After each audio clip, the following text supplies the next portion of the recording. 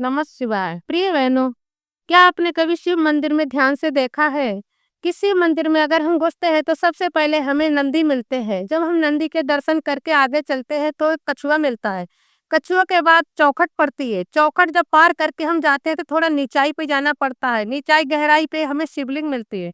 शिवलिंग के जब हम दर्शन करके सामने देखते हैं तो सामने माता जी बैठी है और साइड में गणेश जी बैठे हुए होते हैं। जब हम उन सबका दर्शन करते हैं तो हमको इस बात पे ध्यान से सोचना चाहिए कि ये शिव परिवार है।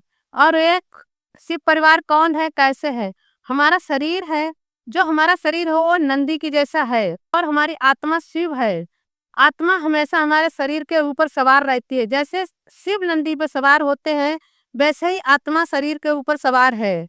हमें हमेशा नंदी का हमेशा यही मन होता है कि हमेशा शिव की तरह मुंह करके बैठे, शिव की तरफ ही जाने का उनका एक ही मंजिल होती है। उसी तरह हमारे शरीर की मंजिल है हमें शिव तक पहुंचने के लिए। उसको पहुंचाने के लिए हमें कछुए के जैसे, कछुए से हमें सीख मिलती है। जिस तरह से कछुआ धीमे धीमे शिव की तरह मुंह करके बैठा हुआ है, धीमी चाल चलता है, उसी तरह से हमारा ये मन धीमी धीमी चाल चल के एक न एक दिन अपनी मंजिल पे पहुंच जाएगा। वो मंजिल होगी हमारी शिव। अगर हमारा मन धीरे धीरे शिव तक पहुंच के हम रोज प्रैक्टिस करेंगे, रोज हम नमः शिवाय करेंगे और हर हर बोला, नमः शिवाय, जाप शंकर जी का पूजा पाठ जब करते करते करते एक दिन ऐसा हो जाएगा कि हमारी आदत पड़ जाएगी। जब हमारी आदत पड़ जाएगी तो हमको कोई रोक नहीं सकता है कि हम शिव तक ना पहुंच पाए। हमारा मन हमेशा उसी में लगा रहेगा। दूसरे की बात दुनियादारी से अलग हट जाएगा और हमारा रास्ता साफ हो जाएगा।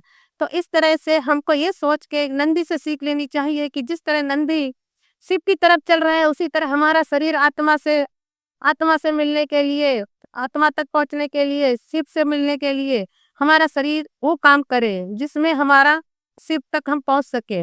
ये शरीर को हम जिस तरह चलाएंगे उस तरह चलेंगे। अच्छाई में चलाएंगे अच्छाई में जाएगा, बुराई की तरफ ले जाएंगे तो बुराई में जाएगा। इसलिए हमको हमेशा अच्छाई की तरफ जाना चाहिए। कछुए की चाल चलते चलते हम जब शिव का जाप करते जाएंगे तो एक न एक दिन हमको शिव मिल जाएंगे।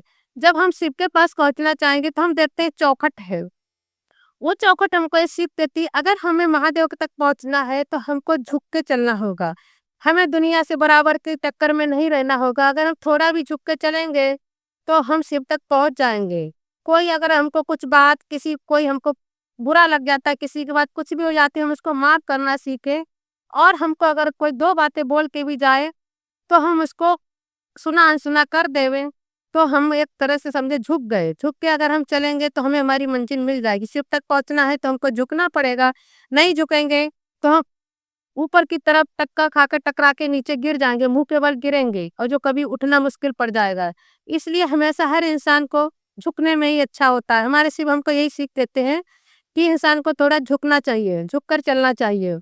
दूसरी बात है कि हमें शिव ये सीख देते हैं कि जो उनका परिवार है, अगर हमारे घर का कोई भी परिवार का मुख्य सदस्य होता है तो उसको हमेशा नीचा रहना चाहिए, छोटा बन के जब चलेगा। और अपना परिवार को, अपने बच्चों को हमेशा उनको ऊंचाई पे ही देखना चाहता है। हर एक पिता अपने बच्चे को ऊंचाई पे देखने चाहता है। ये हमारे महादेव हमको सीख देते हैं कि हमेशा अपने पुत्र को ऊंचे पे बिठाए हुए हैं, खुद नीचे बैठे हुए हैं।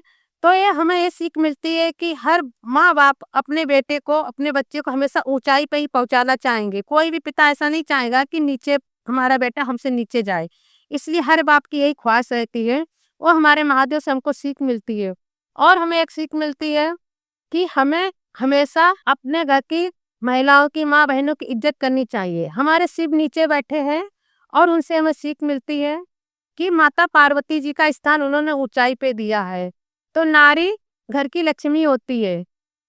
घर की लक्ष्मी को हमें हमेशा मान सम्मान देना चाहिए, इज्जत देना चाहिए। ये हमें महादेव सीख देते हैं। इसलिए हमेशा अपने घर की नारियों को इज्जत दें। और जो घर का मेन सदस्य होता है उसको अपना परिवार संगठन करके रहने के लिए हमेशा झुकना पड़ता है थोड़ा। इसलिए बहनों, ये सब सीख हमें महादेव से मिलती है। अगर हम ध्यान से देखेंगे तो हमको ये सब सीख मिलेगी। और हमारा ये वीडियो अगर आपको अच्छा लगा है, थोड़ा सा भी अच्छा लगा हो, तो मेरे चैनल को लाइक कीजिए, सब्सक्राइब कीजिए और कमेंट बॉक्स में हर हर महादेव लिख के भेजिए। नमः शिवाय।